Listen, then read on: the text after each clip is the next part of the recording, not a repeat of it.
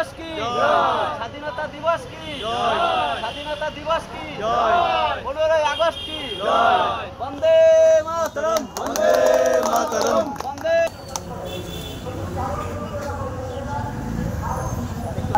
মাথাটা ঢুকে গেছে ভিতরে, মাথাটা বেশি ঢুকে গেছে ভিতরে, একটু করে নিচে নিতে হবে।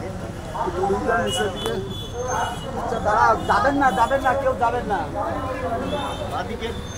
হ্যাঁ হ্যাঁ ঠিক আছে ঠিক আছে ঠিক আছে।